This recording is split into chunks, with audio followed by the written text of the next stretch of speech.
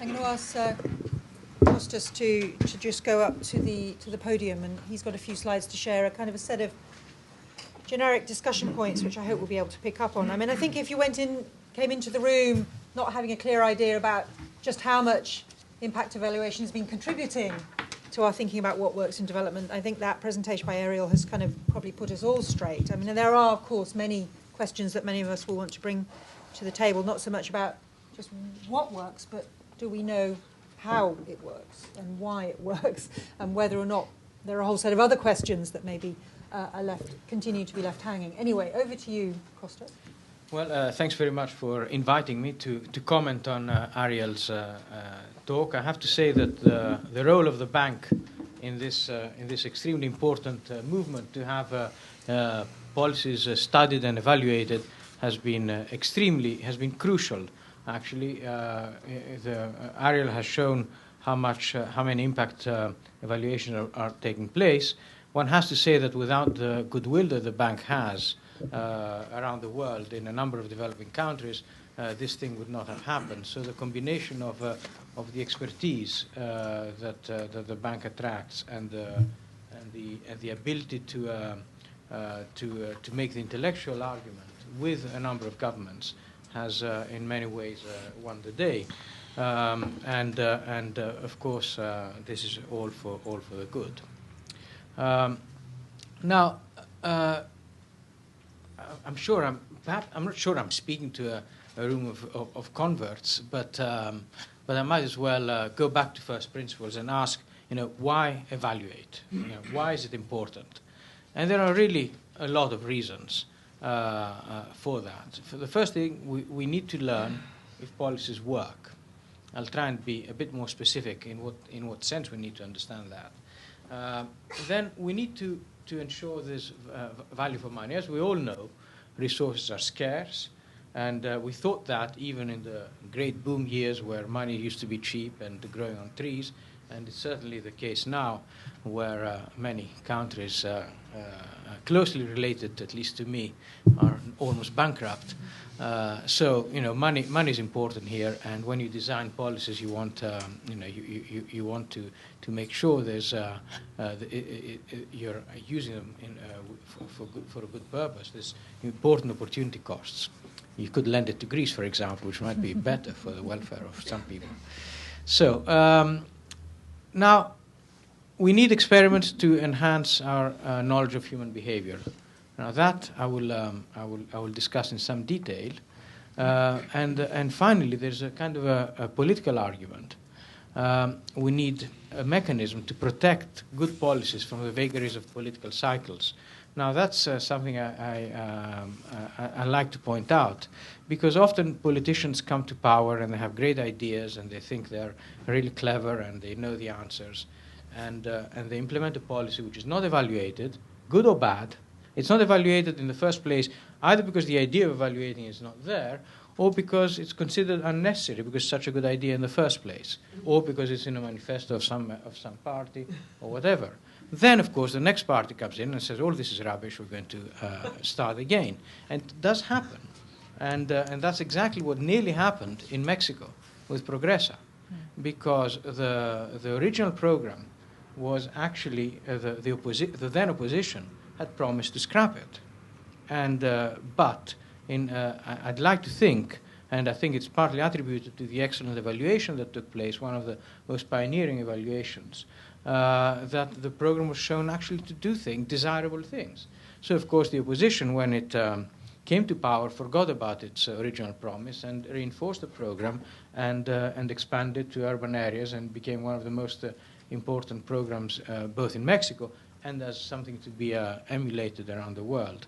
So one of the key issues about evaluation, and one that I tried sometimes to explain to policymakers, is that an evaluation, of course, has the risk of showing that your idea might not be that great, but if it is a great idea, it will outlive you because of these results, and that's a pretty important point. Now, as far as I'm concerned, there is really little sense in implementing expensive policy interventions without evaluations, and and this argument is winning the day, and we have more and more emphasis on randomized controlled trials. And I'd like to make some comments on how we can use these RCTs. So first of all, it's true that a well-conducted experiment is crucial in social science because it allows us to extract causal effects when there are tons of confounding factors, and that's, of course, why we run experiments. Of course, one of the key caveats here is the well-conducted. We have to understand that conducting an experiment well is an extremely difficult thing.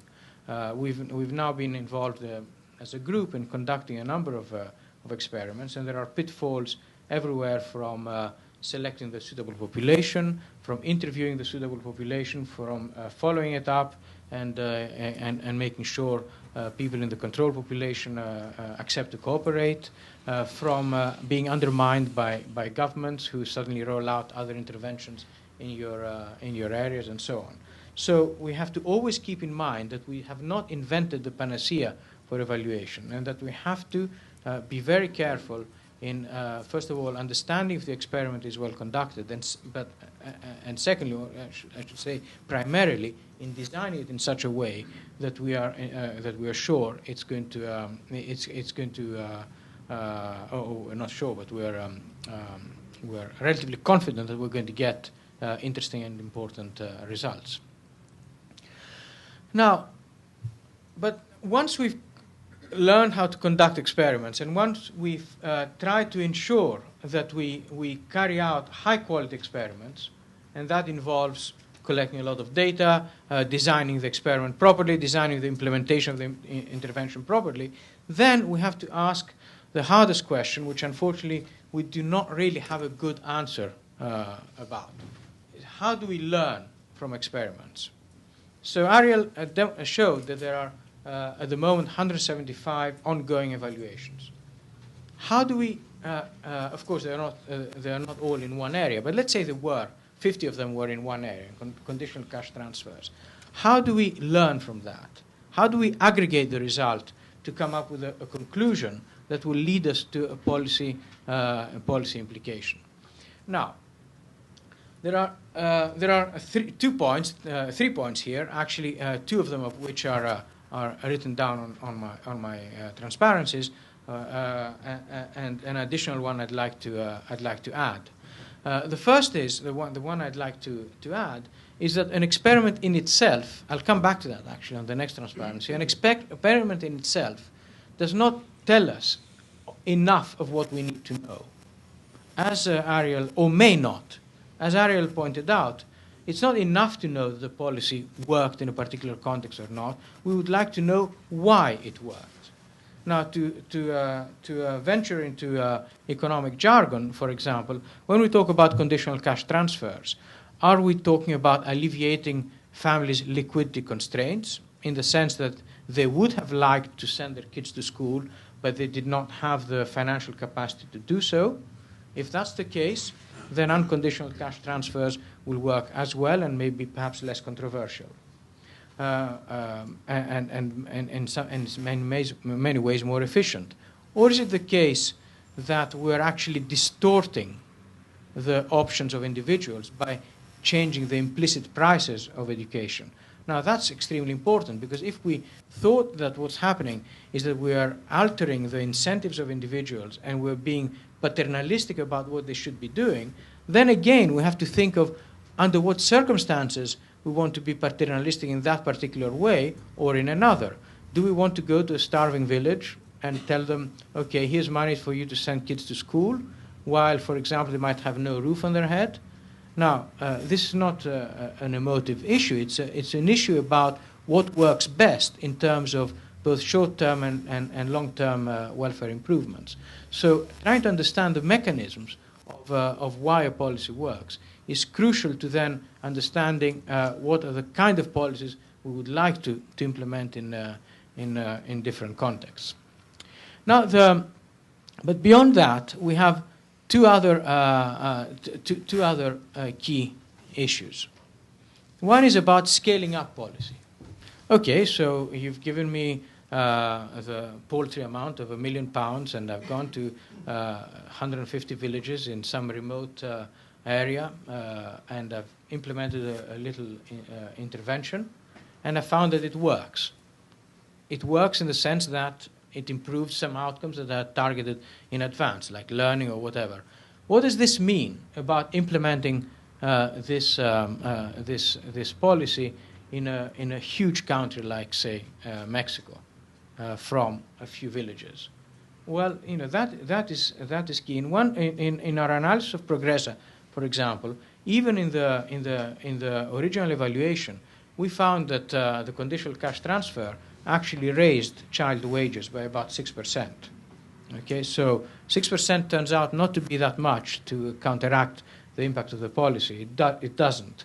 But you could imagine that if you had a major conditional cash transfer program, you could change the labor market sufficiently to counteract the impact of the policy in a substantial way, in a way that the experiment that we handled on a small scale does not inform you as well as it should do about national policy implementation. But beyond this kind of, again, more economic side, there's also the issue of how well you can implement a policy to scale, given that you've implemented in a small scale, because there are administrative issues and so on. But anyway, that's perhaps beyond the scope of this. But so the first thing is scaling up the policy. How do we do it, and how do we think about the issues that are involved? And the second one is how do we learn about using the policy in different environments? So we've analyzed conditional cash transfers, say, in Mexico and Bangladesh. What does that tell us about Colombia? Okay, that's the kind of question. Now, so let's think again of scaling up. What are the candid issues there? And of course, there's going to be a point to that. The candid issues are, for example, let's think of conditional cash transfers, peer effects. So I have 20 kids in a village going to school. Now I'm bringing another 10. Who am I bringing in? I'm presumably bringing in the more marginal kids. How does that affect the learning outcomes of the kids that used to go there who are more attached to school? Am I diluting quality by getting a different composition of pupils? That's one issue. Secondly, congestion. That's what Ariel talked about before.